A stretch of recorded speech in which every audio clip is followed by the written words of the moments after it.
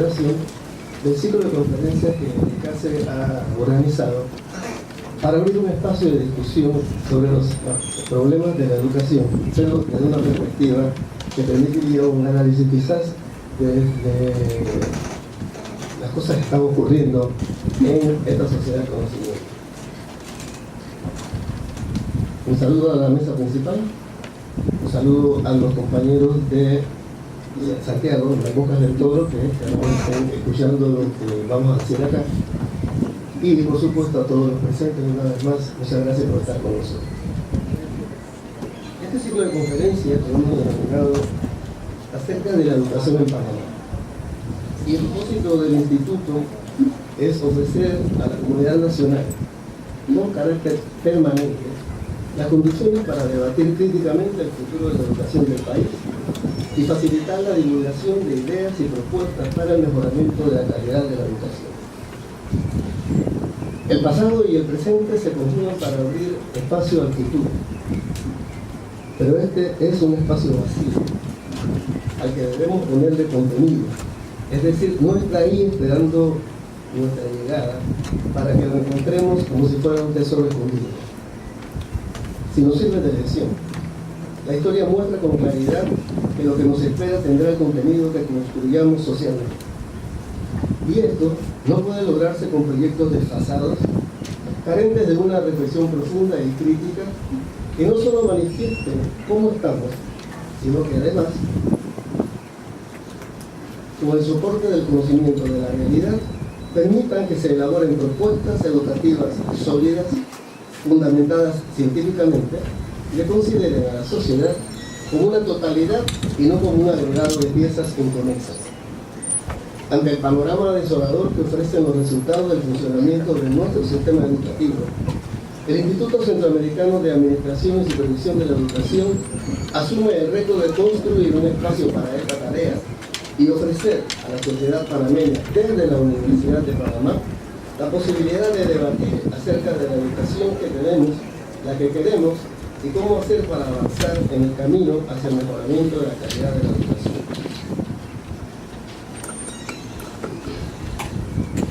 La sociedad del siglo XXI no esperará por nosotros. Lo que tendremos será solo el resultado de lo que hagamos hoy y por ella. Y en este propósito, la educación es uno de los ejes centrales de ese proceso. Así, en el caso durante este año 2018, tiene como meta asumir la responsabilidad histórica que se le asignó desde su inicio, es decir, contribuir al mejoramiento de la calidad de la educación. Las palabras de inauguración de este evento estarán a cargo del vicerrector John Gutiérrez.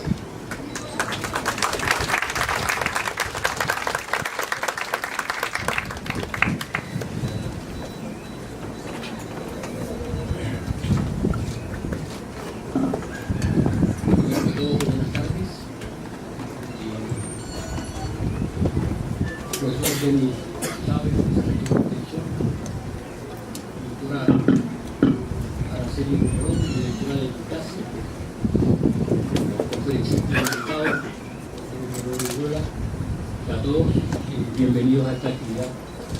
Hoy me corresponde, en nombre del rector, el doctor Eduardo Flores, dar las palabras de inauguración de este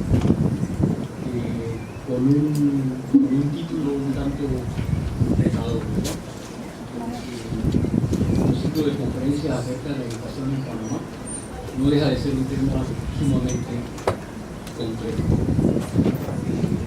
Se supone entonces que yo, en la palabra inaugural, debería hacer breves pero profundas reflexiones sobre la educación.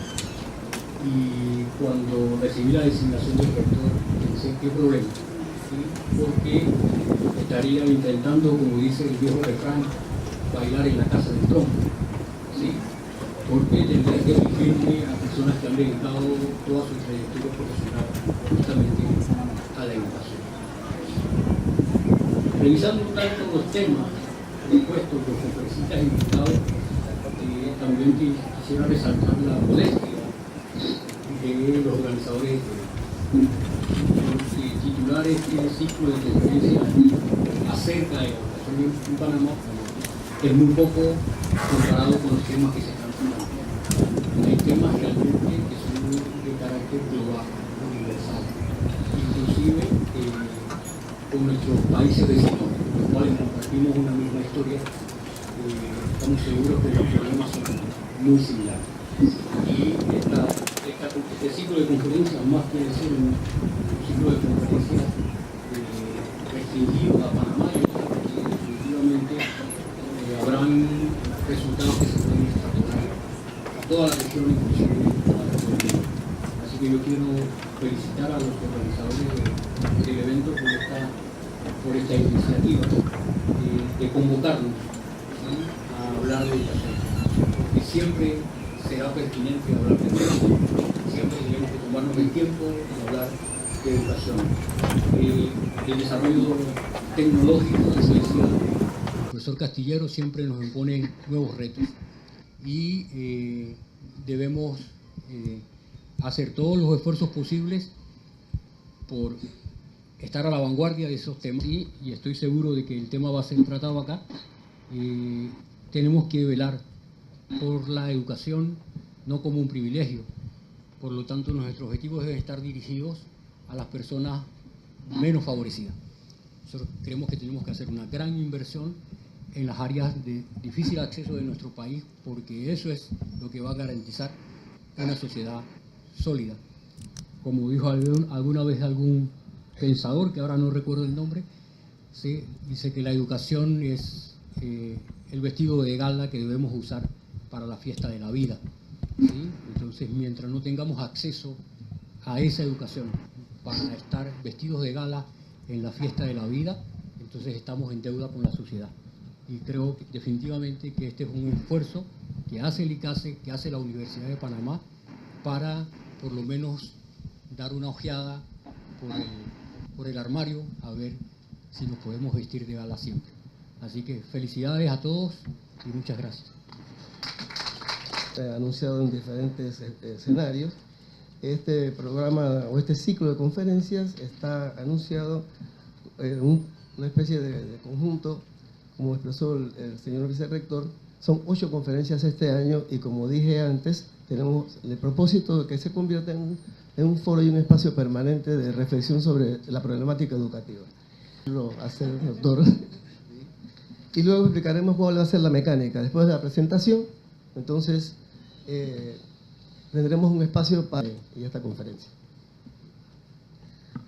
Muchas gracias. Buenas tardes nuevamente a los señores vicerrectores, a nuestro conferencista de gala, a los colegas, la bienvenida a los colegas del CRU de Veraguas y del CRU de Bocas del Toro. No pudimos conectarnos con todos, pero bueno, yo creo que presentar al profesor Gregorio Antonio Urriola Candanedo. Él mandó un currículum de 29 páginas que yo obviamente no voy a leer porque me tomaría más tiempo que la propia conferencia del doctor Urriola, así que yo extraje lo más significativo. Tiene estudios doctorales en Economía Aplicada, Facultad de Ciencias Políticas y Sociología de la Universidad Complutense de Madrid. Es maestro en Ciencias con especialidad en Administración, con énfasis en Finanzas, del Instituto Politécnico Nacional de México, Distrito Federal. Es licenciado en Economía de la Facultad de Economía de la Universidad de Panamá. Tiene diversos posgrados, cursos y seminarios, múltiples diría yo. Ha sido profesor de pregrado y posgrado en la Universidad de Panamá, en la Universidad Tecnológica, en la ULACID, en la USMA, en la UDI, en la UNACHI, en la UNAM, Managua, y finalmente, encontró su nicho en UDELAS, donde ejerce desde el 2009, ¿verdad, Gregorio? Ok. Ha desempeñado diversos cargos directivos en las universidades mencionadas y en el Ministerio de Educación. Tanto que tenemos aquí un ex ministro de Educación que ha sido su jefe, ¿verdad, doctor? Bienvenido, ingeniero. Entonces, el doctor Urriola Candanedo ha dictado múltiples conferencias y cuenta con diversos escritos y publicaciones. El profesor Urriola Candanedo ha recibido también varias menciones honoríficas y becas distintas en su trayectoria académica. Urriola Candanedo tiene diversos intereses culturales y literarios, organizaciones entre las que se destacan Claxo y Senacit. Además, por último, quiero decir que fue mi estudiante en 1982, Gregorio, si mi memoria no mejor satisfacción para un maestro o un profesor es que un estudiante suyo sobresalga, y es el caso de Gregorio Urriola Candanedo. Un aplauso para él. El profesor Antonio va a explicar la metodología. Por Urriola, y luego que él finalice, entonces abrirnos un espacio para las preguntas. Le reiteramos también a los compañeros de Santiago que también tendrán la oportunidad de participar. Muchas gracias una vez más por estar con nosotros. Doctor Urriola, el futuro está incrustado en el presente.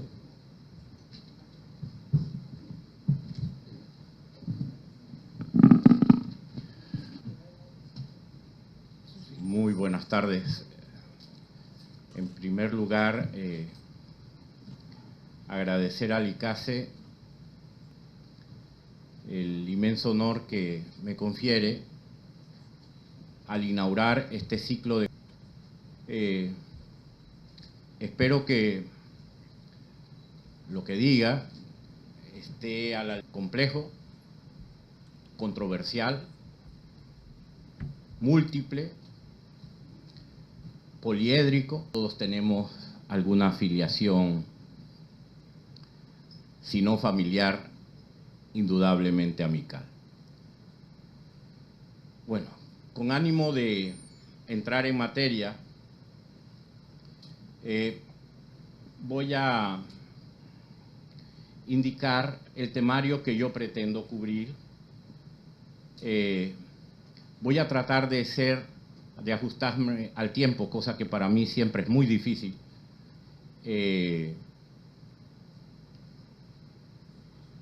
Y estos son los que ven en la pantalla y que tienen que ver, por un lado, con una precisión teórico-conceptual y finalmente con la aproximación, digamos que es la carne en el asador de esas megatendencias que pretendemos abordar.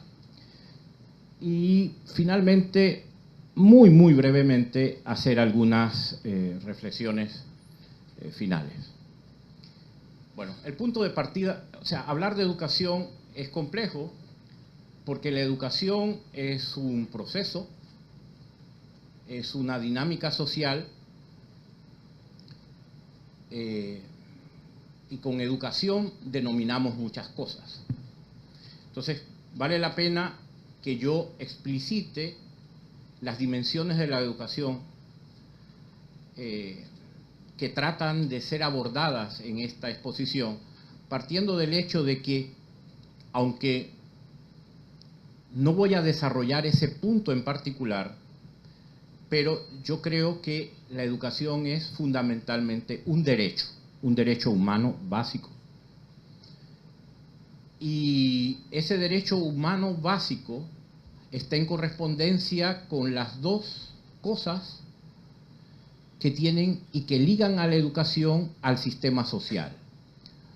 Por un lado, la educación tiene que ver con todos los procesos de socialización, es decir, incluso de homonización, de volvernos más humanos. O sea, por la educación, las personas debemos hacernos más personas, los humanos más humanos, y descubrir nuestra humanidad y poderla desplegar en toda su riqueza. O sea, sin educación, o sea, la educación desde este punto de vista sería el proceso de hacernos verdaderamente humanos. Esto, es decir, el hombre tiene una dignidad por sí, pero la educación nos permite realmente pasar de la potencia al acto, por usar una categoría aristotélica. Pero por otra parte, la educación y la socialización que le es implícita, íncita, tiene que ver con que la educación permite la reproducción social. Esto es, de las condiciones por medio de las cuales podemos mantener humanidad y crecer en humanidad. Obviamente que la condición esencial en una sociedad como la que vivimos es la condición del trabajo. Entonces, por eso, quien tiene o quien mira la educación verá, además de esos procesos más amplios de mirar al ser humano en su integralidad, mirará con particular relevancia todo lo que tiene que ver con la riqueza del hombre como creador o co-creador. Incluso para los que, digamos, tienen algún sentido teísta, somos co-creadores mediante nuestras potencialidades, recreamos el mundo. Desde un punto de vista marxista, transformamos el mundo con el trabajo y a través de ese proceso nos hacemos más humanos.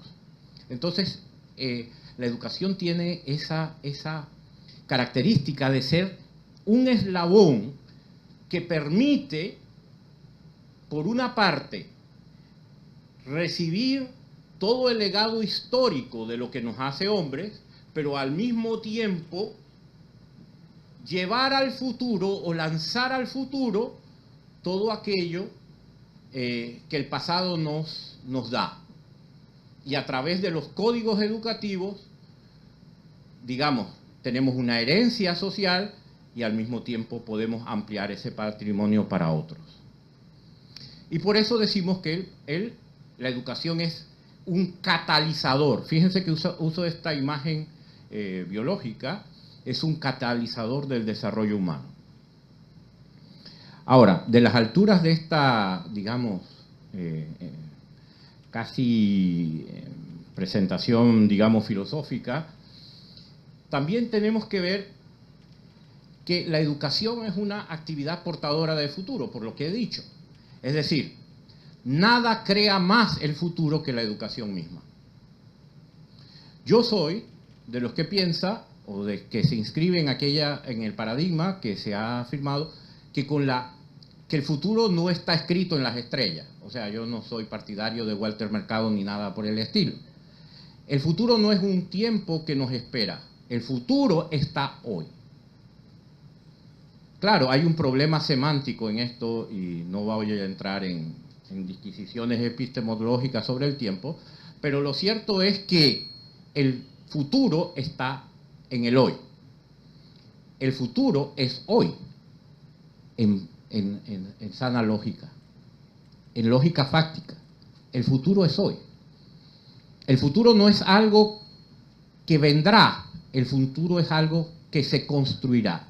Ahora, obviamente, no vivimos como Robinson Crusoe en una isla, sino que estamos aquí socialmente. Entonces es lo que nuestra sociedad construye con todas sus contradicciones, con todas sus tensiones, lo que permite que el futuro sea de una forma u otra. Y en una sociedad que se caracteriza, la nuestra, por estar cada vez más integrada en esta casa común, que es el planeta donde vivimos, la educación entonces es un fenómeno cada vez más global. O sea, y esto es una de las tendencias que vamos a examinar. El enfoque que voy a adoptar, como ya lo anuncio, es que es un enfoque de prospectiva. La prospectiva no es una ciencia, es una caja de herramientas que nos permiten pensar el futuro. ¿Para qué? Y además hay una rama de la prospectiva que se llama prospectiva estratégica, donde ya no solamente pensamos y analizamos los futuribles, es decir, los escenarios que son posibles, consideradas algunas variables, sino aquellas que son más probables y dentro de las más probables ubicamos la que es deseable para movernos entonces desde la realidad dada hacia una realidad deseable. Y fíjense, quien dice deseable, inmediatamente hay un componente subjetivo. Por eso la perspectiva no es completamente objetiva, con la idea antigua de ciencia, de un positivismo, la concepción heredada de la ciencia. Esto no es plenamente objetivo en el sentido de que sea único, sino que nuestra realidad, y sobre todo la realidad social, se construye de acuerdo a un grado de deseabilidad, a unos valores. Entonces, no podemos pensar en el futuro sin valores. Es decir, nuevamente, entonces, el futuro no está escrito en las estrellas, el futuro es múltiple y el futuro que deseamos es algo muy importante. Como decía un sociólogo latinoamericano, hay que tener una mentalidad sentipensante, corazón, volición y raciocinio. O como para la magnífica, me acabo de acordar de Gaston Berger, uno de los grandes perspectivistas, que decía que esto es como los colores básicos: el frío azul de la razón y el amarillo del sentimiento que dan el verde del futuro.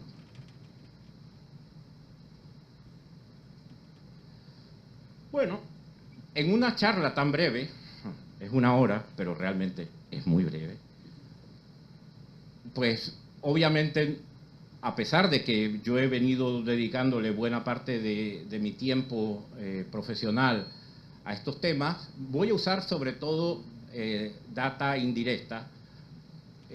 Mucho de estas cosas están pensándose en todo el mundo.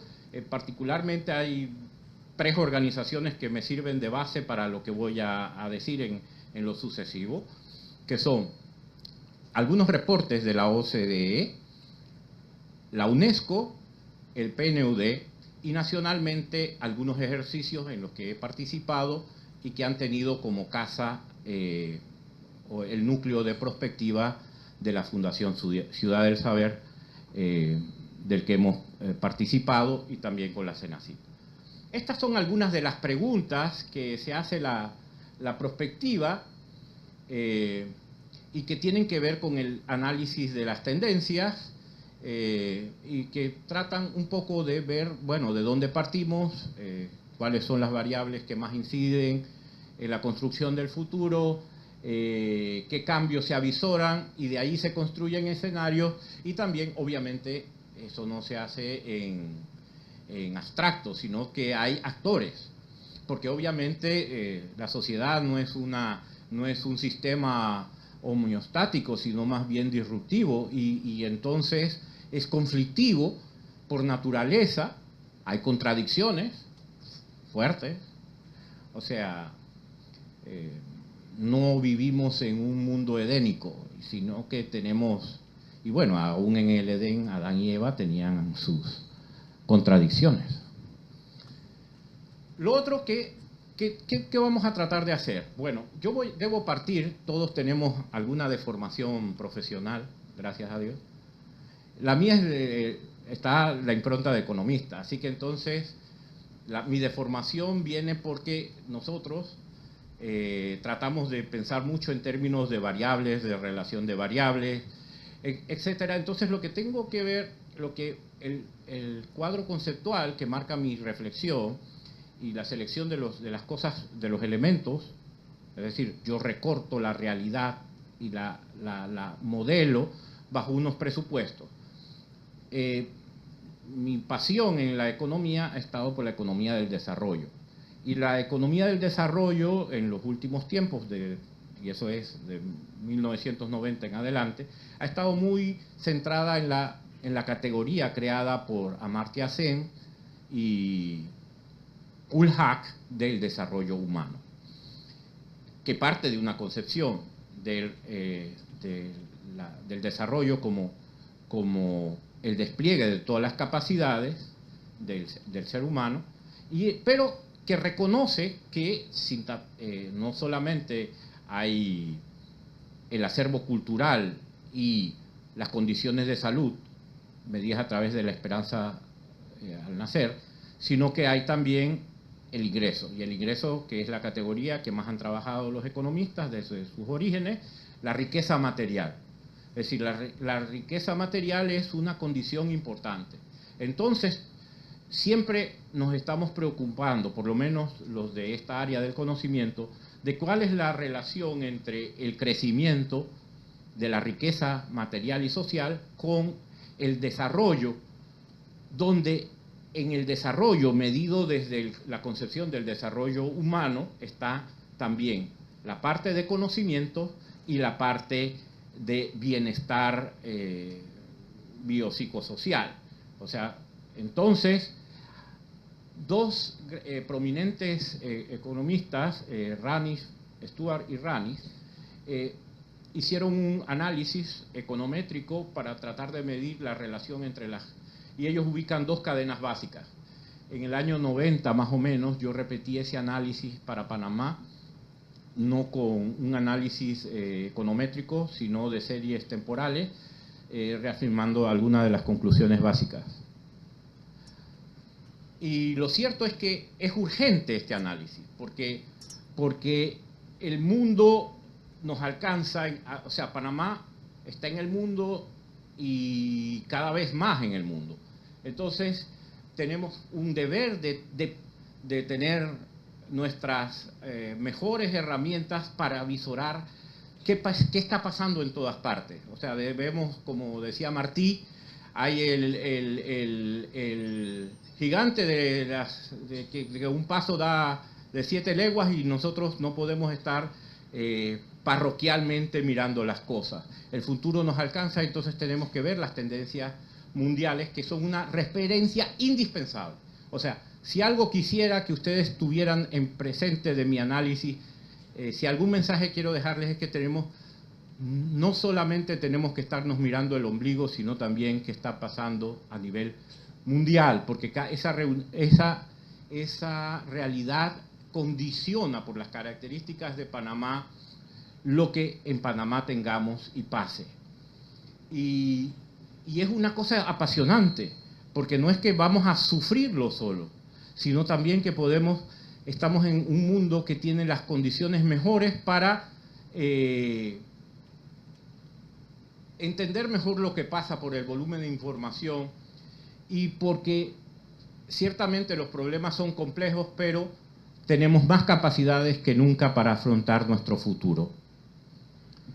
Dos palabras sobre los valores. Bueno, a nivel universal, yo diría que hay casi un consenso en tener los objetivos del desarrollo sostenible como, digamos, los 17 elementos hacia los que están apuntando todos los países. Ya los mismos objetivos del desarrollo del milenio ubicaron y en realidad ayudaron a organizar todo el quehacer de políticas públicas, no de la misma manera, pero lo cierto es que cada vez tenemos un consenso más universal sobre el tipo de sociedades que deseamos alcanzar. Eso es controvertido. No hay una sociedad del conocimiento, hay las sociedades del conocimiento, como la propia UNESCO ha dicho, pero lo cierto es que hay algunos elementos importantes.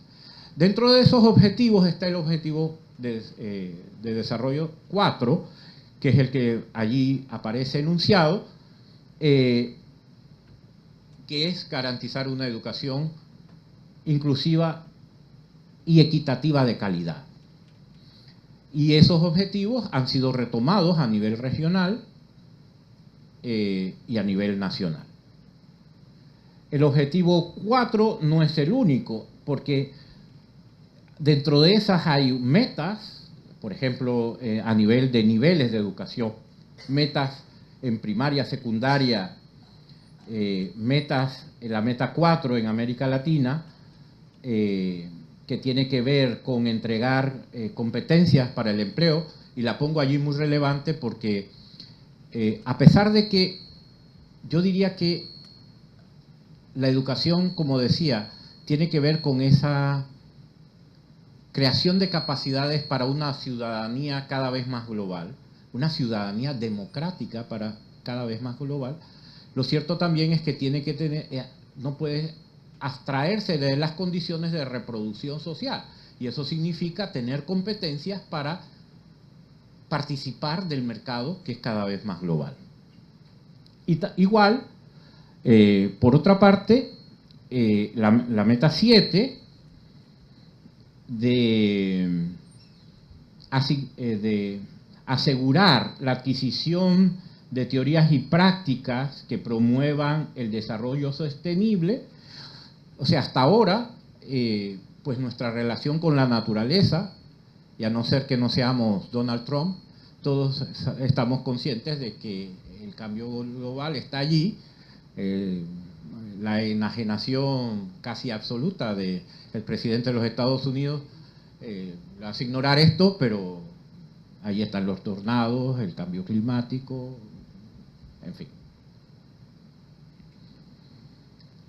Y la meta 3, que tiene que ver fundamentalmente con asegurar un acceso igualitario. Y llamo la atención porque quizás esto aquí se avisora una de los grandes retos de nuestra educación. Esto está compendiado en un documento de la UNESCO que se llama Educación para transformar vidas.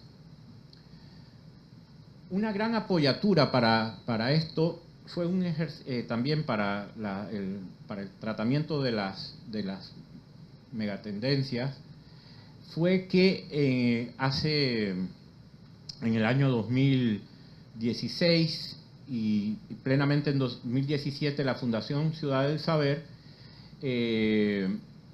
hizo un ejercicio de prospectiva sobre educación al año 2040 y llegó a algunas conclusiones en términos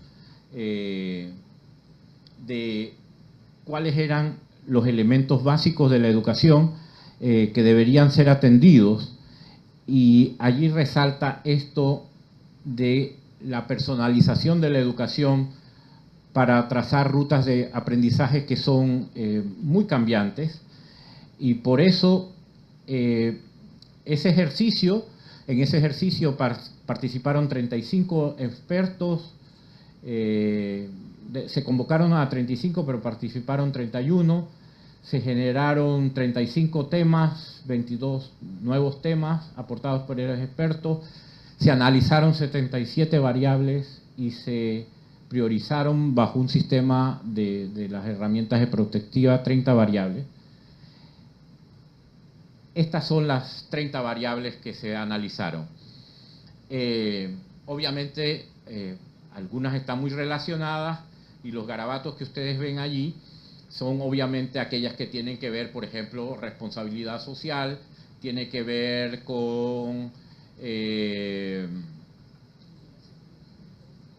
la relación universidad-empresa, tiene que ver con el tejido social, así, etcétera.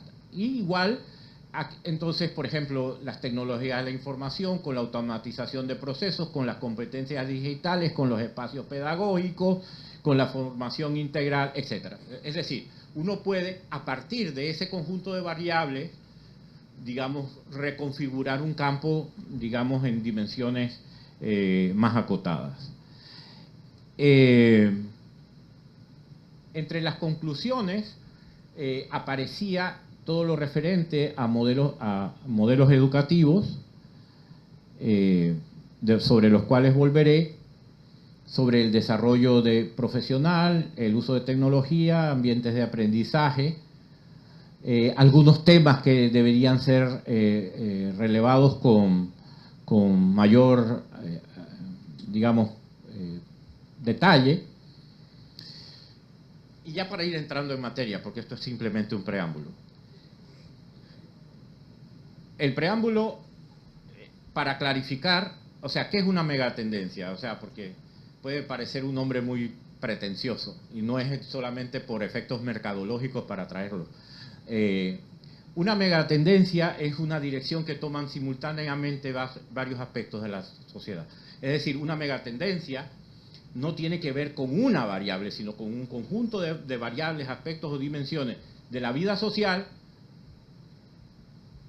que tengan impactos perceptibles en la sociedad en largo plazo. Los que son historiadores aquí en el área recordarán el análisis básicamente de Brodel de la Escuela de los Anales, que puso en relieve sobre lo que llamaban los franceses las ondas de larga duración. Bueno, de eso un poco se trata, de ver cuáles son les longues durées, que dicen los franceses, la larga duración, esas aguas que se mueven lentas pero que nos llevan. O sea, son esas grandes corrientes de la historia, y la historia no es lo que pasó, la historia, estamos en la historia, somos historia. Que, bueno, unos somos más historia que otros, pues, ciertamente. Bueno, es imposible que en el espacio de una hora yo trate de decir nada coherente sobre todas las megatendencias globales, porque hay algunas que tienen un carisma sociopolítico, de ellas no me voy a ocupar mucho. Pero lo que quiero llamar la atención es que, como ha planteado la OECD, son muy importantes a la hora de considerar el fenómeno. Sobre todo, por ejemplo, esto de la democracia y el cambio de la sociedad-estado. Solo una referencia, por ejemplo, a este punto. Es decir, el margen de maniobra de los estados nacionales cada vez es más reducido. O sea, cada vez vivimos en una sociedad más globalizada, pero fíjense, la sociedad global no es democrática, es altamente asimétrica, y los poderes fácticos, ¿cuáles son?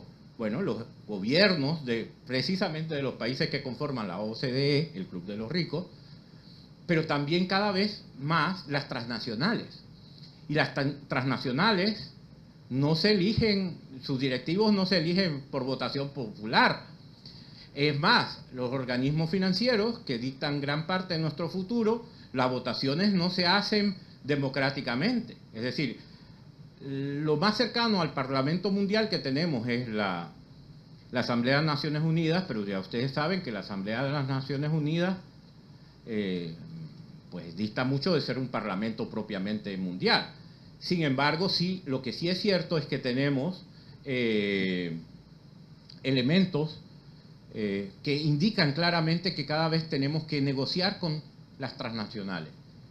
En el caso particular del Estado panameño, fíjense, nuestra contradicción histórica con los Estados Unidos, todos sabemos lo que nos significó, pero una cosa es negociar con un poder nacional, en este caso el Estado norteamericano, y otra es cuando usted tiene que negociar con transnacionales.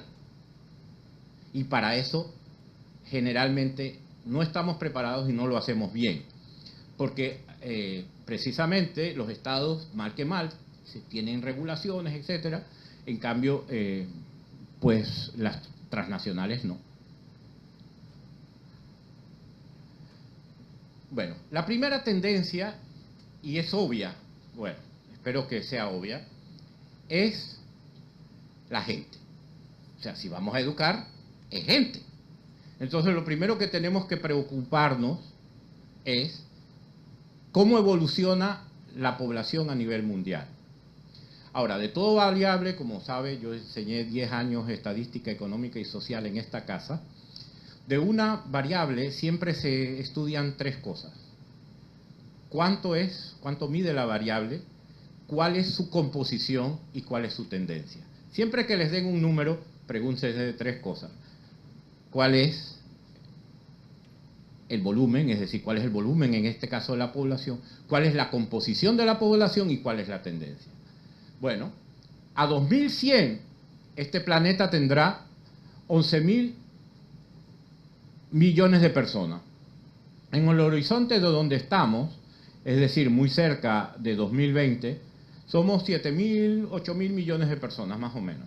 Entonces, fíjense que a 2040 habrá 9.000. Entonces, eso es importante, y ver las tasas de crecimiento Esto obviamente presenta los datos de estimación de las Naciones Unidas y del Banco Alemán. O sea, eso hace la progresión de la población, ¿no?, hasta 2100. Pero de esto nos interesa es que hay un fenómeno, el fundamental para nosotros es que estamos en una etapa de transición demográfica. ¿Eso qué significa?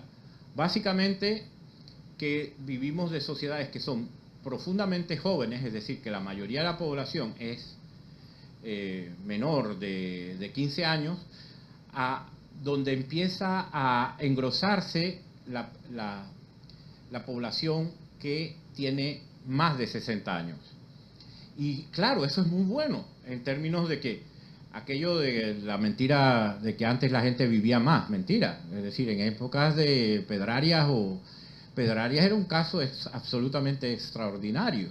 La gente se moría normalmente a los 45 años, la mayoría de la gente. Por eso la gente hacía tantos hijos, porque también la probabilidad que se murieran, mi santa abuela parió 20 hijos, se le murieron la mitad, claro. El no muy santo de mi abuelo, pero bueno, no había seguro social. ¿Cómo iba a asegurarse un hombre que como hijos? El hijo era el seguro social. Y por eso si había que abrir muchos frentes, no solamente porque no había televisión, había que tener, porque si se moría la principal, había de dónde recurrir para que le criaran los hijos a uno. Entonces, claro, el problema está en el cambio del patrón civilizatorio de una sociedad eminentemente rural a una eminentemente urbana. Entonces, miren que ese tramo de arriba, que tiene que ver con poblaciones de 65 y más años, se engrosa y cada vez es más importante. Y se reduce el tramo de las poblaciones más jóvenes. Bueno, eso es a nivel de Panamá. Esto es puesto a nivel de las pirámides de población, donde en el mundo, fíjense, de unas pirámides así, es decir, con muchos jóvenes, muchos niños, más o menos pocos viejos, ahora a 2050 tendremos esto. Y eso se repite a nivel de América Latina y se repite a nivel de Panamá. Eso es una cosa importantísima para la educación. Es un dato básico. Es decir, eso significará que la educación primaria cada vez será menos importante y mucho más importante la educación secundaria y la terciaria. Entonces, y entonces ya podríamos estarnos preparando, es decir, para hacer las inversiones correspondientes en escuela. O sea, ¿o es que vamos a esperar al 2050 para hacer las escuelas que necesita la gente del 2050? ¿No? O sea, para hacerlas entonces. Estos son hard facts, como dicen los anglófonos. Hechos duros, muy difíciles de cambiar. ¿Dónde crece la población de Panamá? Pues no en las ciudades. Es decir, las ciudades por migración. Pero ¿dónde la tasa de natalidad es altísima en el país? En las zonas indígenas.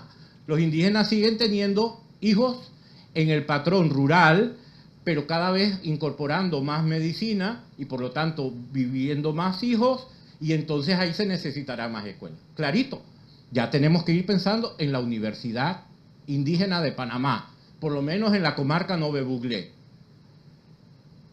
¿Por qué? Porque allí se demanda por el crecimiento de población. Si alguien quiere ser ministro de Educación, que se prepare a enfrentar este fenómeno. Hay que construir escuelas y algunas universidades plenas en esas áreas de mayor crecimiento. Es decir, para que no nos pase lo que ya nos pasa con el oeste y el oeste de la ciudad, ¿verdad? ¿Dónde crece más la ciudad de Panamá? En sus extremos, en las ciudades dormitorios, y ahí es donde no teníamos escuela.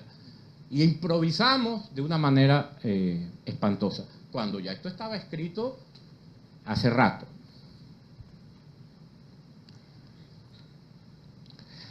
Hay una consecuencia, una que es consecuencia y causa a la vez. O sea, no hay y es que efectivamente, bueno, vivimos más. Eso es muy bueno. Ganar, poder vivir más, tener una esperanza de vida al nacer, es algo en principio bueno. Pero eso significará que tenemos que atender a poblaciones, evidentemente ahora sí, aquello de que la educación para toda la vida. Ah, claro, porque es que usted, si tiene 60 años, está jovencito. Está jovencito. ¿Verdad?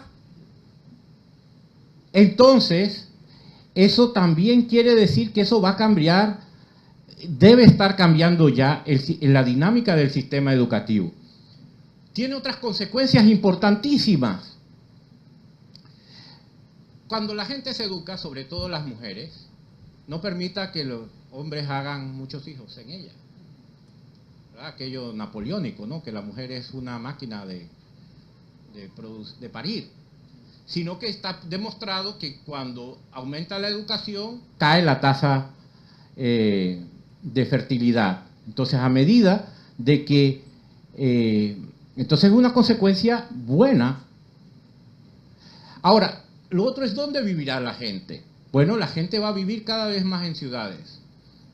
Esa es la intensidad de la urbanización al 2020. Lo verde es la población rural, no sé qué color, yo soy daltónico, un rosadito ahí, población urbana. Y fíjense que eso no es solamente en el mundo llamado subdesarrollado, en desarrollo como ustedes quieran, sino que a nivel de todos los países. Fíjense, cada vez más el Producto Interno Bruto, la riqueza material se produce en esos entornos urbanos. Fíjense que la sola ciudad de Atenas representa más del 75% del Producto Interno Bruto griego, o de Grecia. Esto, solo Tokio produce el 50% casi de la riqueza global del Japón, y así en el resto de la gráfica. Es decir, y en el caso, fíjense, de Panamá, somos el país donde el porcentaje del PIB, que es el 60% del PIB panameño se produce en el área metropolitana. O sea, no es solamente una macrocefalia por la cantidad de gente, sino porque la actividad económica de Panamá, la producción real de riqueza, está aquí. Y por otra parte, también somos casi el 40% de la población del país. O sea, tenemos en el área urbana metropolitana 40% de la población del país, y entonces imagínense, las consecuencias de eso para la educación son tremendas. Y hacia el 2050 eso se va a remarcar. Eso no es todo parece. E igual está cambiando el ranking mundial de la riqueza, de quienes la producen. O sea, cada vez, miren, en 2014, fíjense que era Estados Unidos. En 2050 será China. Eso, obviamente, por eso, desde nuestra independencia, el hecho más importante desde el punto de vista político es haber abierto relaciones con China. Nos dejamos del cuentito y vamos a los hechos verdaderos. Lo grave está en que los chinos saben qué quieren hacer con nosotros, pero nosotros no sabemos qué queremos hacer con los chinos. Por otra parte, en la segunda tendencia que quiero resaltar es la tendencia del crecimiento. Este es el mundo es cada vez más rico. A nivel mundial, miren, nunca la sociedad ha sido tan próspera como en este momento, a nivel mundial. Nunca. E incluso Panamá igual. Nunca Panamá ha tenido un nivel de bienestar material mayor que la que tiene en este momento. Y la provisión de eso a 2021 es que efectivamente nosotros, de hecho, ya tenemos un PIB per cápita mayor que Chile. O sea, vamos en nivel promedio, obviamente, porque estamos hablando de un promedio. Pero quiere decir, y no es malo, que ese promedio de riqueza material sea ahorita mismo la cúspide en América Latina y se avisora que sigue. Entonces, vivimos sobre una mina de oro. ¿Qué consecuencias tiene eso para la educación? Bueno, en general, lo que es cierto es que entre desarrollo humano, que incluye educación, y otras variables, no hay una correlación perfecta. Es decir, no es una relación causal. Pero lo cierto es que, aún teniendo niveles de desarrollo humano medio, alto, es posible llegar y afincar y darle pie a variables que tienen que ver con el desarrollo humano. ¿Y cuáles son esas variables? Salud y educación. Y desgraciadamente nuestra sociedad es una sociedad de discursos, de palabras, de los dientes para afuera. Todo el mundo habla de la educación, pero cuando usted va a ver los presupuestos y las inversiones, la parte de León, lo que ha permitido nuestro crecimiento es infraestructura. O sea, cal, cemento, arena, piedra, el skyline de la ciudad. No hay nada en directa correspondencia a nivel de inversión en capital humano. Nada. Con eso, lo digo con esto absoluto. Y donde íbamos un poco mejor, que era en salud, hay señas claras de un desastre. Entonces, lo cierto es que por eso decimos que el futuro es abierto, es decir, porque pese a no hay una correlación clara entre ingreso y el desarrollo humano. Ahora, qué bien, uno de los problemas fundamentales es que esa gente que estamos educando tenemos una baja productividad del factor. Y eso tiene que ver fundamentalmente con las competencias de educación. Si uno compara, por ejemplo, la productividad total de los factores por región, por ejemplo, fíjense que los países del este asiático, la productividad del trabajo y el resto, que esto es innovación, ciencia y tecnología, pues miren el escaso contribución de ese factor residual en América Latina y el Caribe con respecto a los países del resto del este asiático. Y lo terrible, crecemos más, pero hay una concentración creciente de la riqueza a nivel mundial. Entonces, y lo terrible, ese gap, esto es la tasa de crecimiento de los países ricos comparado con la tasa de crecimiento promedio mundial y con los países pobres. Como ven, el gap entre uno y otro se acrece. ¿Pero saben por qué? Porque si ese gap les asusta, el gap en conocimientos es mayor. Y también fíjense, otra cosa, una lección. El Gini, que mide la distribución del ingreso, nos dice que los países que son más igualitarios, Dinamarca, Suecia, Finlandia, tienen y que gastan más de su Producto Interno Bruto en gastos sociales, son los que tienen mayor productividad. Eso parece que los gobernantes panameños desde hace 30 años no lo han aprendido.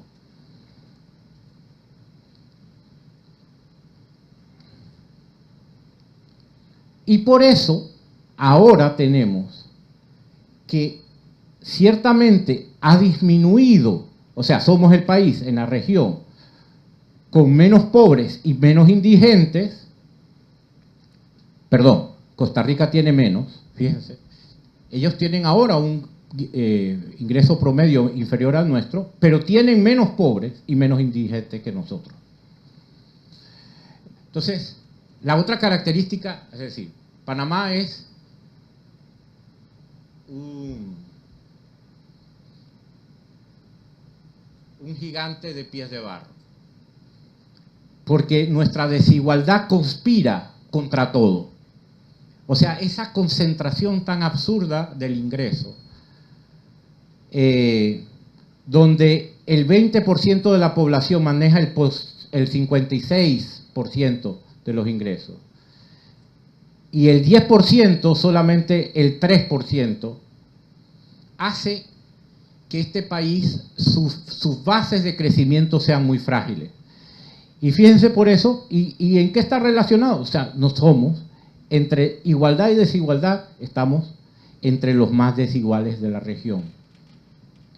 Y eso hace que todos nuestros índices de desarrollo humano, incluso los logros educativos, Panamá tiene, miren, uno de los logros educativos más importantes de la región, medidos en años de educación de su población. Está prácticamente igual a un país desarrollado. Pero cuando usted le resta la desigualdad en salud y educación, nuestro desarrollo humano baja sensiblemente. La otra tendencia, el desarrollo de las tecnologías de la información y la comunicación. En el desarrollo de la información y la comunicación, el crecimiento es vertiginoso. O sea, este es el crecimiento del uso de TICs medido en usuarios de Internet por cada 100 habitantes a nivel global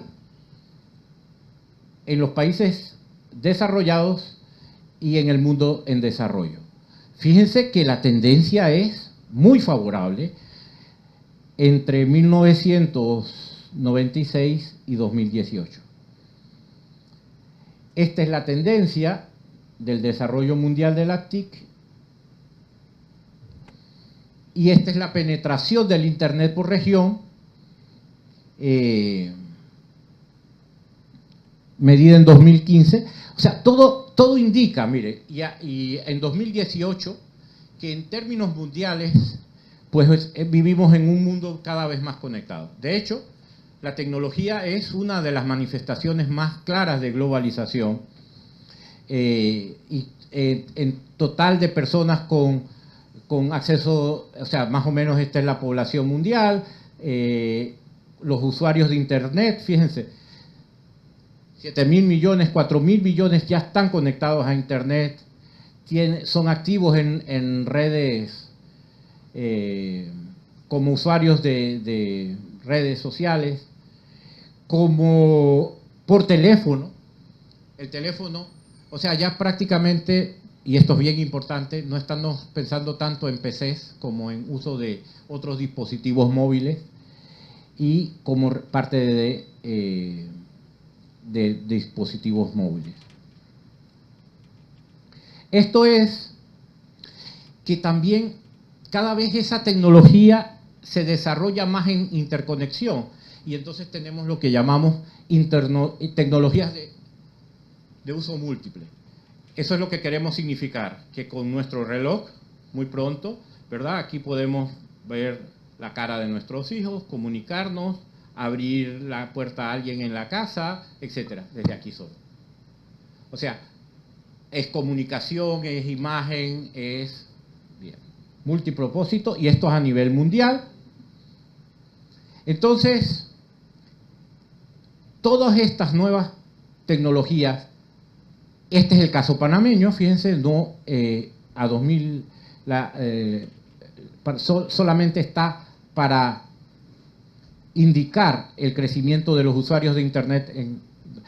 Son datos de cuál es el panorama del uso del Internet en Panamá. Pero lo otro que quiero hablar es que hay otras tecnologías que son disruptivas y que básicamente para usarlas bien necesitamos esas capacidades blandas que se desarrollan en la escuela y que no están siendo desarrolladas. Es decir, para nosotros en general, sobre todo para los nativos digitales, la tecnología se usa como entretenimiento, pero no formativamente. O sea, casi todos los jóvenes usan Internet, pero la usan para chatear, sacarse selfies, ¿verdad? Incluso para pornografía. Pero, ¿por qué? Porque quienes deberían enseñarles están más atrás de ellos. Entonces, además y paralelamente hay avances en energía, en biotecnología, en nuevos materiales, en nanotecnología, en robótica, todas, y también en otras tecnologías sociales. Pero estas son las que están reconfigurando el paso de solamente tecnologías de la información a otras que son más bien combinación, pero que todas tienen en común el uso de información, por ejemplo, la información genética. Esas son las que llamamos tecnologías disruptivas.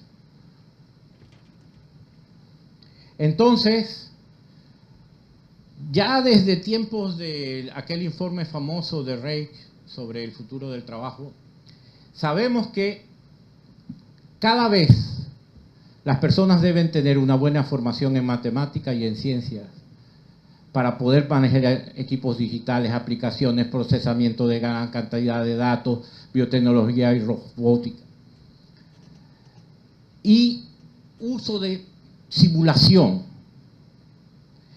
Este es un panorama de las tecnologías digitales y de intermediación y de estudios virtuales. Imposible que me detenga en cada una de ellas, pero como ustedes ven, es una pléyade. Y eso me lleva entonces a las últimas megatendencias que quiero abordar. Espero no estar... ¿Me faltan 5 minutos? ¿Ah? 12, perfecto. Estas son algunas de las tendencias que cada vez alumnos más empoderados, y de hecho deberían, o sea, está cambiándose, y de hecho estamos pasando, como allí se dice, del e-learning al e-teaching, porque el estudiante, sobre todo en niveles superiores, es coprofesor, o sea, cada vez debemos empoderarlo más de su propio aprendizaje. Por otra parte, la gente, entre más educada es, más consciente es de que quiere vivir una vida buena y no tanto ser esclavo de una empresa. Entonces, ese empoderamiento se posibilita cada vez más con las tecnologías de la información y la comunicación. La otra tendencia en el modelo educativo y pedagógico es que ya no es claramente esto de que las edades educativas. O sea, se tiende también a pasar a una fase premoderna, o sea, la educación como en tiempos de Simón Bolívar, del maestro personal, del tutor personal. Y no, o sea, ¿por qué? Porque la educación, tal como la conocemos hoy, es un producto de la modernidad. Es decir, ¿de dónde viene nuestro modelo de escuela? De la Francia post-revolucionaria y de la Alemania bismarckiana. es decir, y del modelo norteamericano de educación pública gratuita. Esas tres cosas es fruto del desarrollo de la modernidad, de las fábricas. Igual, ¿qué se parece más a una fábrica industrial que una escuela? Y por eso hablábamos de productos. Productos en serie. Igualitos. Bueno, las tecnologías hoy nos permiten ser más artesanales y a ir a una educación más personalizada. Y además, con esto de la prolongación real de las personas, porque una cosa es llegar a los 80 años sin saber quién se es, y otra es realmente llegar vigoroso y con plenitud de facultades, etcétera, lo cual en general se da cada vez más. Entonces, podemos, por decirlo así, reciclarnos muchas veces en la vida. También cada vez más queremos poder emprender por nosotros mismos. Y por otra, es más claro que aprendemos haciendo, y todo lo que tenga que ver con hazlo tú mismo es lo que se impone como tendencia. Y finalmente, y esto es una enorme ventaja, miren, antes nosotros todos teníamos que preocuparnos que el tamaño de los servidores, etc.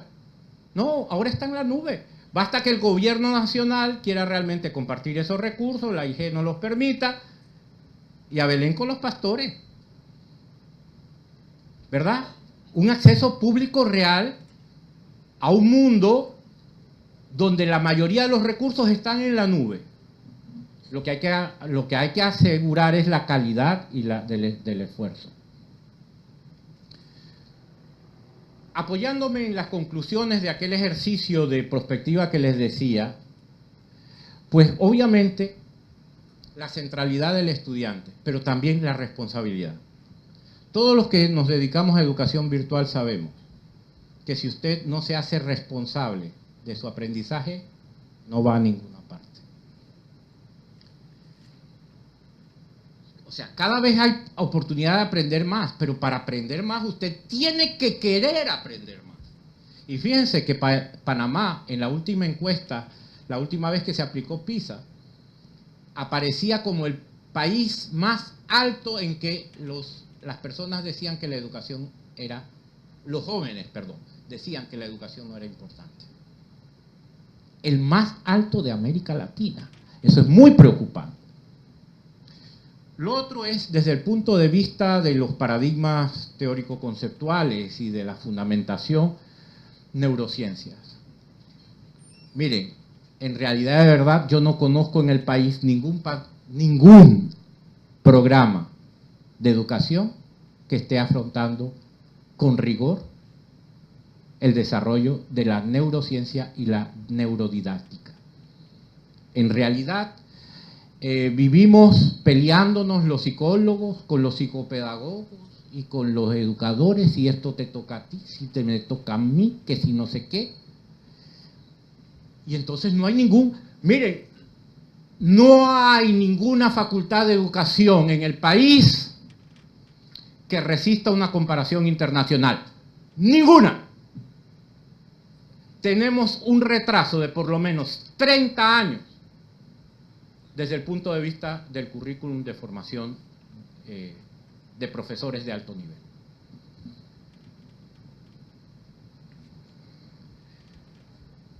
Y esto de aprender para toda la vida, es decir, aquello de Gandhi, ya lo dijo Gandhi, ¿verdad?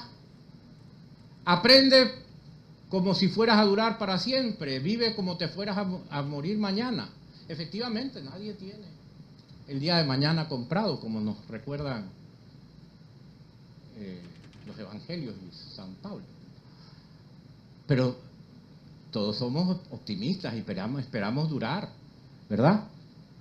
Entonces, estar más preparados para el reciclaje profesional. Cambiar de profesión, oiga, qué bueno eso, es una buena noticia. Yo creía cuando tenía 18 años que yo iba a ser abogado. Gracias a Dios no. Sí, tal vez. Pero me acuerdo que el doctor Carlos Iván Zúñiga me dijo, no, jovencito, no estudie para abogado. Porque, bueno, yo tenía facilidad de palabra en aquel entonces. Entonces, bueno, eso era una condición, ¿no? Pero gracias a Dios que no. Porque por suerte me gustaban mucho las matemáticas. Pero también la historia y el arte. Y entonces, hay que reciclarse. ¿Por qué? Porque, oiga, siendo la vida tan corta, debemos dedicarnos a aquello que nos gusta, y descubrimos con la edad que nos gustan cosas distintas. Y fíjense, a nivel mundial, y con esto voy cerrando, la distribución global de capacidades cambia. Las que se proyectan, ¿quiénes producen educación terciaria en 2013 y 2030 a nivel mundial? Este es un pronóstico bastante bien, muy interesante, porque también nos dice con quién nos vamos a relacionar, porque como decía Newton, he visto más lejos porque me monté sobre otros hombros de gigantes. Pues nosotros no debemos tenerle miedo a la competencia. Ciertamente, miren, en Panamá hay datos del Banco Mundial que dice que por el mismo nivel educativo los extranjeros ganan 140% más que nosotros. No puedo detenerme en eso, pero está estadísticamente establecido. ¿Y por qué? Porque en general las capacidades blandas de esos extranjeros son mayores. Yo, que fui director de Relaciones Internacionales de la Universidad Tecnológica por 10 años, una vez me fui a Cable and Wireless. Y en Cable and Wireless, ¿qué me dijeron? Los mejores ingenieros que tenemos son de la tecnológica. Pero no los ponga usted ni a escribir ni a hablar. ¿Y cuándo la gente gana más? En los puestos gerenciales. ¿Y qué tiene usted que para gerenciar gente? Las capacidades blandas. Entonces, en cuanto a las tendencias avisoradas a 2040, esto, la centralidad de los docentes. Miren, ciertamente, el fundamento es el estudiante. Pero no hay buenos estudiantes si no hay buenos docentes. Y la medida del desarrollo de un estudiante lo dará su docente. Yo me salvé porque tenía a Araceli de maestra, pero si no, no. Aquí, a nivel general, las estructuras físicas de las escuelas seguirán siendo más importantes. Pero hoy es el barrio, la casa, el parque, los que tienen que enseñarnos. Oiga, usted, si hubiera buenos museos aquí, ¿dónde se aprende historia? Oiga, vamos a los archivos nacionales, vamos al museo de aquí, vamos al museo de allá, etcétera, ¿verdad? También se va a desconfigurar eso de los horarios. Oiga, en economía hay un concepto muy difícil de explicar o que le cuesta mucho a la gente, el de, por ejemplo, elasticidad. Oiga, si yo busco en el internet 8 videos de 8 profesores explicando el mismo concepto, bueno, Dios no me dio la sapiencia para abrirles el cerebro. Bueno, alguno de esos 8, que pueden ser muy buenos, y lo puede repetir cuantas veces quiera. Entonces, fíjense, las facilidades son enormes, incluso con todas las limitaciones que tenemos.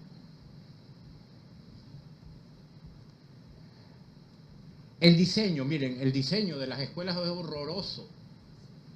Y también, no he puesto aquí las cifras, pero es una vergüenza que en este país rico, riquísimo, tengamos tantas escuelas rancho, tantas escuelas sin electricidad y queremos que los maestros hagan milagros. No es posible. ¿Cuántas escuelas multigrados hay? Eso es una vergüenza pública. Y queremos añadirle a la escuela y dentro de la escuela a los maestros la responsabilidad de todos. No, es una responsabilidad social importantísima. ¿Cómo es posible que el Estado panameño no pueda hacer uso de su poder de compra para regalarle a cada estudiante un smartphone? No es posible. O sea, eso es, si miren, con dificultad llegaremos a los 5 millones, por más que nos pongamos a hacer ejercicios nocturnos placenteros.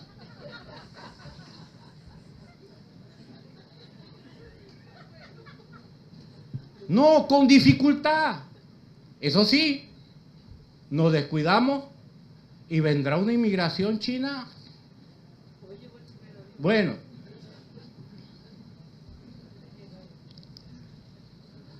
Y finalmente, bases de datos. Eso es vital, bases de datos. Nuestras universidades no pueden tener, el acceso a la información es vital. Ahora, tan importante como el acceso es que a usted le enseñen a buscar. Porque, o sea, crece en tal cantidad la información, se duplica, etc. Pero el acceso es vital. Y nuevamente, la responsabilidad del Estado panameño en esto es fundamental. Y con esto cierro. Con esto cierro. El próximo gobierno debe dejar de invertir en hierro y cemento el grueso de la inversión pública y hacer una inversión equivalente en el capital humano de la nación. Esa es la única forma que los panameños podamos hacer eso, que es sencillo, que la educación asegura la movilidad social para que podamos gozar de los frutos del desarrollo. Y por un tiempo dicen que nosotros tenemos un gasto alto en educación, en educación. Pues es una mentira. ¿Por qué? Porque ese gasto alto no ha sido sostenido en el tiempo. Es más, hay la vergüenza pública y notoria, que incluso en estos años de bonanza, a ciencia y tecnología, cada vez significa un porcentaje menor del presupuesto, del PIB del país y del presupuesto nacional. En plena época del conocimiento. Eso es una vergüenza pública. Es una vergüenza pública que a las universidades, la Universidad de Costa Rica tiene más presupuesto que la Universidad de Panamá, que la UNACHI tenga el triple de presupuesto de UDELAS, teniendo la misma cantidad de alumnos. Es una vergüenza pública también, y debo decirlo, los salarios de nuestros directivos, y me perdonarán los vicerrectores, de los directivos de las universidades. Pero aquí se necesitan ejemplos. El presidente quiere tener avión. Oiga, no necesita un avión. Se necesita, con el avión presidencial se pueden hacer escuelas.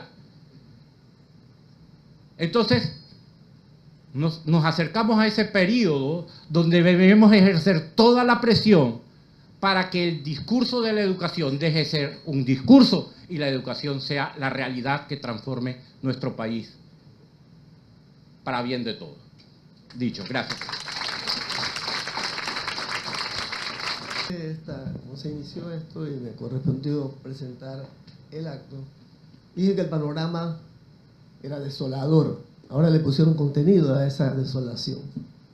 Pues creo que lo que acabamos de escuchar nos ha puesto en escena la gravedad, cómo está el sistema nuestro. ¿no? Y la urgente necesidad de que hagamos lo posible por revertir esa situación. No solo depende del dinero, también depende de cómo se usa el dinero. Y también la pasión que le pongamos a eso. Y ustedes acaban de ver cómo a medida que iba creciendo la gravedad de la situación, el discurso se hizo más apasionado. Si no se enseña con pasión, los que están del lado de allá nunca van a establecer esa conexión que se planteó acá, de sentir el deseo de aprender. No hay ninguna posibilidad, eso no se pone en los otros. Se crean las condiciones para que los otros lo desarrollen. Si no es de adentro hacia afuera, no hay ninguna posibilidad de cambio. Eso es lo que yo pienso. Entonces abrimos un espacio para las interrogantes. Aquí hay una cantidad muy grande de líneas posibles de discusión que nos tomarían toda la tarde. Pero como eso no va a ser posible, tenemos un espacio de tiempo dedicado para esto, y que le agradecemos nuevamente que ustedes hayan compartido su tiempo con nosotros. Abrimos un espacio para las preguntas y le recordamos a nuestros colegas que están en la oportunidad de participar, y en el momento en que vayan a hacer alguna pregunta, entonces cuando debieran abrir el micrófono para poderlos escuchar. De manera que si hay alguna pregunta dentro de los que estamos acá o de los que están en los CIDETES, este es el momento.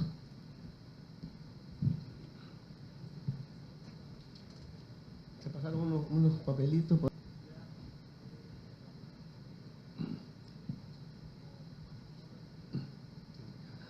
Para si no escucharon en los CIDETES, la pregunta es acerca del concepto de personalización de la educación. Así que, doctor.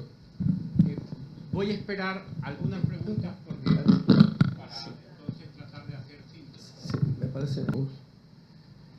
Es una construcción, es un invento europeo. O sea, las naciones-estados son inventos europeos. Y fueron las formas en que durante la moderno, que es soberano y que administra el funcionamiento de esa sociedad de una manera determinada. Todos copiamos ese invento europeo, incluso desde que era monárquico hasta pasar incluso a un periodo republicano. Bueno, el caso de Cataluña, o sea, una parte de un Estado nacional incluso apela a la soberanía, los Länder alemán, o el más avanzado intenta lo nacional, etc. Pero entonces el Estado nacional como tal pierde poder y competencia, porque además entran otros actores que tienen tanto o más poder que el propio Estado. Por ejemplo, las transnacionales, que tienen tanta riqueza o más riqueza que todo el Producto Interno Bruto de América Central. Una sola persona. Entonces, eso le confiere voluntad de un cuerpo soberano. A eso es lo que me refería. Pero sin embargo, eso no significa que estoy llamando al pesimismo a decir, bueno, dado que eso es así, con sapiencia y con eficiencia la cosa pública. Porque es que les dejamos hacer y deshacer. Los sectores jóvenes, llenos de este, a veces, escepticismo posmoderno, porque se transmite en las redes también. A eso es lo que me estoy refiriendo. Entonces, todo o sea, al Estado no. Pero entonces nuestra esfera de poder nosotros es un laissez-fairismo. Hemos permitido el desgaste de las instituciones. Entonces nosotros debemos tratar de asegurarnos con nuestro voto y con una fiscalía. Miren, los estudiantes chilenos, siendo Bachelet no quiero hacer comparaciones odiosas, 40 años. Y sin embargo, la juventud chilena en las calles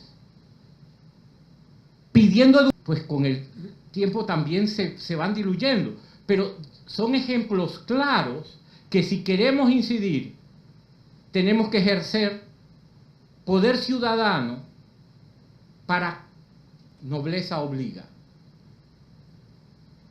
Ser noble obliga. En esta podemos decir, ser educado obliga.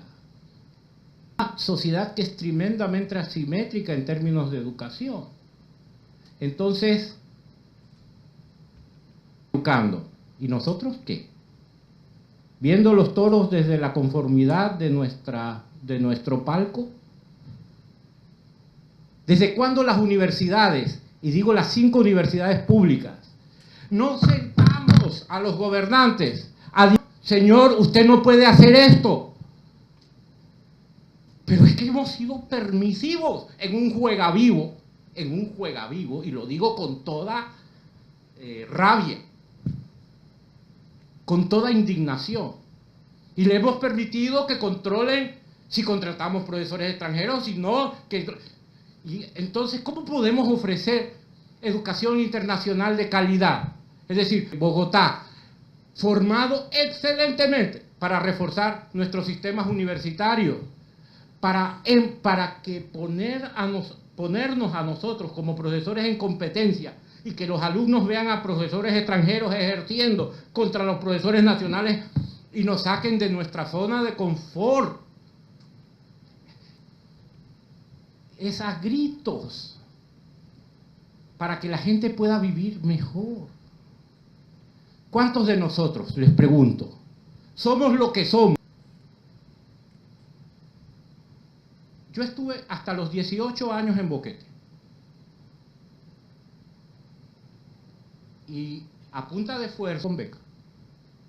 Le agradezco al Estado panameño y al Estado español y al Estado mexicano, pero en realidad esa inversión la estamos devolviendo socialmente. Sí, yo disfruto, por ejemplo, nada me es más placentero que dar una clase, nada. Pero, insisto, hay espacios de maniobra que no estamos utilizando. Y el futuro nos alcanza. Entonces, yo les invito a que realmente en nuestra esfera dar sus clases. ¿Cuántos? ¿Cuántos? A ver, oye, ¿cómo puedo mejorar mi clase? ¿Qué estás dando tú? ¿Qué estás dando yo? Los consejos académicos está comiendo la burocratización. Los procesos, miren, para poner otro ejemplo, y perdónenme, los procesos de autoevaluación. Quiero saber cuántos de ustedes conocen, por ejemplo, yo soy gerente de investigación, pero yo no tengo acceso a los informes de autoevaluación de las universidades de las 25 para saber qué es. A los bancos, a las universidades, es que tenemos vergüenza de los resultados de la autoevaluación y no sabemos. Lo conocen en secretismo, no son públicos. Eso habría que demandarlo. Los informes de evaluación, que además nos costaron un ojo de la cara a todos. Y a las universidades privadas, porque son privadas. Ah, bueno, pero ellos están... ¿Por qué les permitimos actuar? Porque estamos bien en un espacio democrático, no tenemos suficiente capacidad para atender a toda la población y está muy bien. Pero me van a decir que es más importante auditar económicamente a un banco que auditar a cómo se usan los recursos. O si en realidad son empresas sin fines de lucro.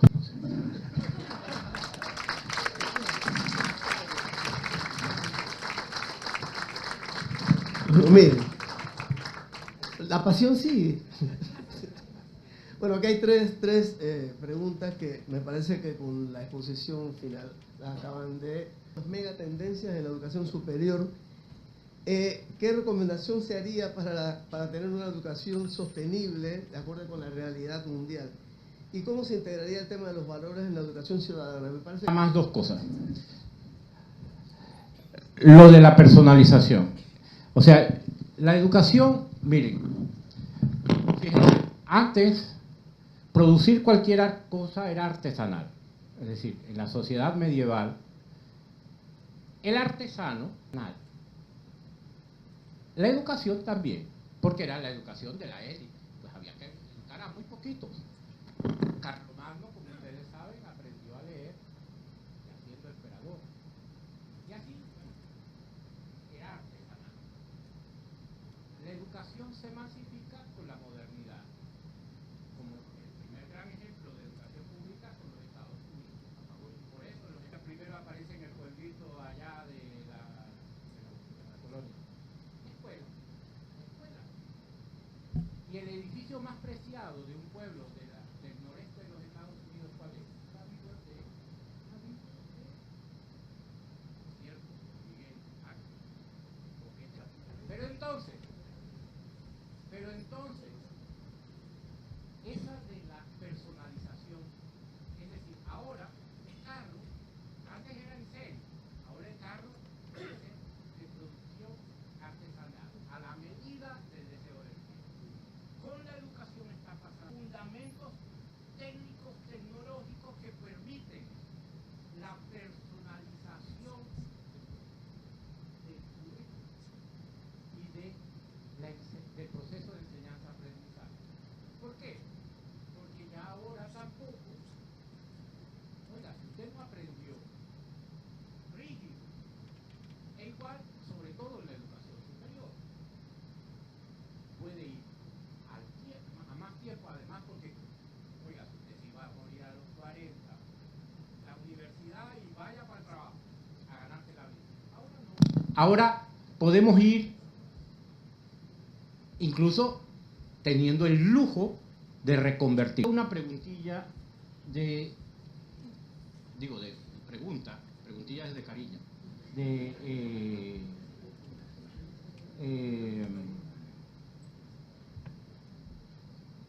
sí, recomienda la educación. Mire, las universidades, nosotros por definición somos formadores de formadores. Bueno, también somos deformadores de formadores. Pero por lo menos a nivel de los posgrados deberíamos preocuparnos por salir del encasillamiento disciplinar y la endogamia académica. Bueno, endogamia académica hay que acabar. Lo recuerdo cuando era estudiante de la Facultad de Economía y encabezó un movimiento estudiantil. Y además era un campeón en el laboratorio. Lo sigue siendo. La verdad es que lo que ha dicho Gregorio lo suscribimos totalmente, sobre todo en los comentarios, fuera de su magnífica presentación de esta conferencia. Y mientras él reflexionaba y compartía con nosotros, vino a mi mente una discusión que tuvimos en el día de ayer, allá en la Vicerrectoría de Extensión, un equipo grande que hemos constituido para este año dedicarle al foro, no sé si lo conocen, el foro llamado Miércoles Universitario, dedicarlo a levantar, identificar una serie de propuestas sobre los temas nacionales más relevantes, propuestas con el propósito de irlas acumulando, documentarlas, unirlas y entregárselas a los aspirantes presidenciales en los primeros meses del año que viene. Discutíamos eso y, por supuesto, el primer tema que vamos a tener, que es el más próximo que se ha trabajado, es precisamente el tema de salud. Y se le ha puesto a ese foro Salud Integral como compromiso de Estado. Lo vamos a tener el próximo 25 de abril, dentro de 2 semanas. Y van a seguir una serie de temas. Bueno, uno de esos temas es educación. Que a propósito, después de haber escuchado a Gregorio y observado las iniciativas del ICASE, que lo felicito por esta feliz iniciativa, este foro de educación vamos a tener que diferirlo para más adelante, porque pensábamos hacerlo ahora en junio, a propósito de los 100 años de la reforma universitaria de Córdoba. Pero creo que este es el tema más importante y que debemos tratarlo con más tiempo. Y esto sería apenas un aporte modesto de la universidad, convocando a los diversos actores relacionados con cada tema, porque ese debe ser el papel de la universidad pública, ejercer un poder de liderazgo, de convocatoria, y las propuestas que se levanten ahí no son exclusivamente la universidad, realmente, mayormente van a ser de los actores sociales vinculados y los académicos y los estudiosos vinculados a cada tema. Pero ese rol debe jugarlo la universidad, y ahora que escuchaba con pasión a nuestro amigo Gregorio, a veces parecemos que estamos claros en por lo menos en la doble misión de la universidad, pero en la práctica olvidamos eso.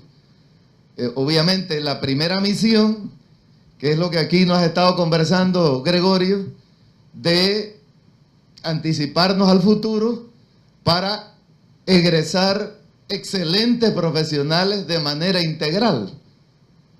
Sin embargo, hay una misión que muy común se deja de lado, que es que la universidad pública está obligada, está forzada a participar en la vida nacional.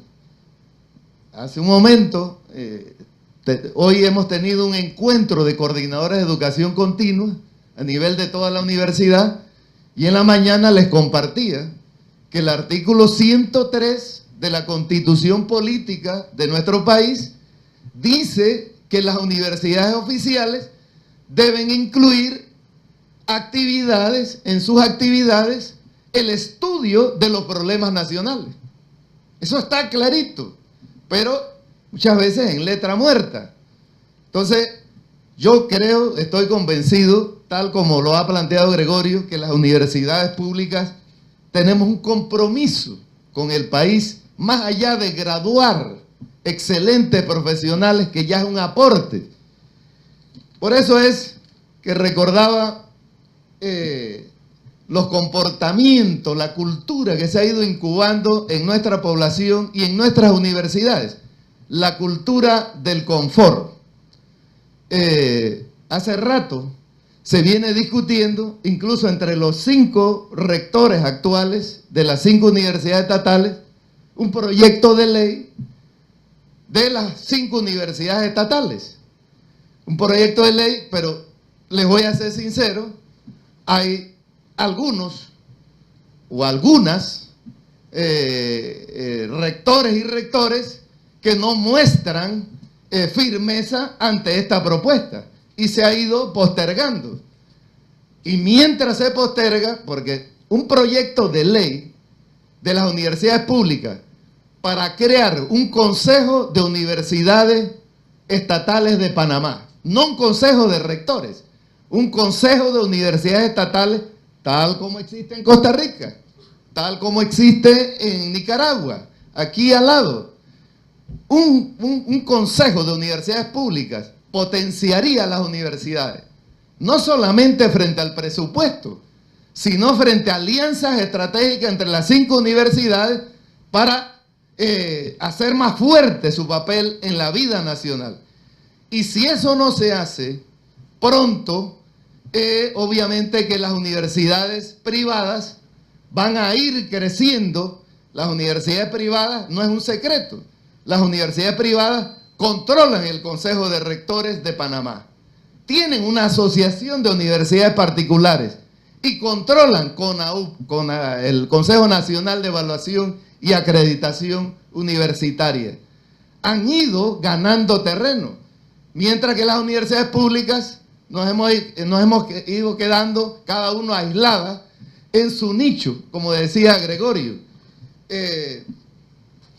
Creo que lo que ha planteado Gregorio es importante anotarlo Y yo ahorita le comentaba a mi querida compañera, la profesora que estaba al lado mío, quiero decirle que en el año y medio de estar participando en el Consejo Académico de la Universidad de Panamá, y lo digo de manera crítica, estos órganos de gobierno se han convertido en órganos instrumentales para discutir temas administrativos y de procedimiento.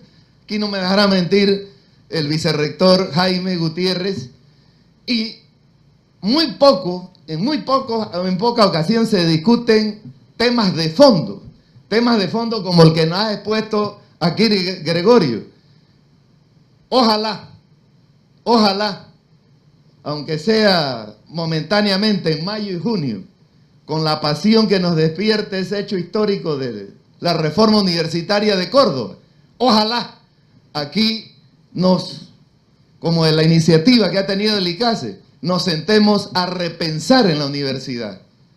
Yo soy profesor de historia, cuando uno revisa la historia de la Universidad de Panamá y los veranos universitarios, uno queda maravillado cuando la universidad funcionaba en la aula máxima del Instituto Nacional.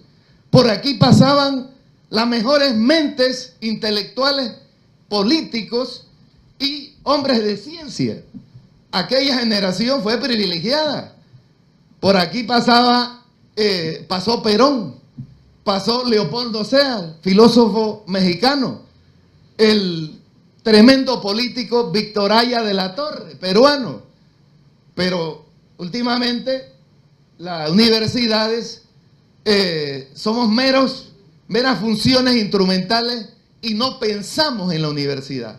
No reflexionamos sobre el papel de la universidad. Yo creo que una iniciativa como esta del ICASE es tremendamente oportuna, sobre todo para que este año, que se ha dedicado como eslogan, 2018, año de la reforma universitaria de Córdoba, ojalá ese hecho histórico nos sirva como un momento propicio de justificación para pensar en los grandes retos, en los grandes desafíos que tiene la educación en general y particularmente la responsabilidad y el papel de la educación universitaria.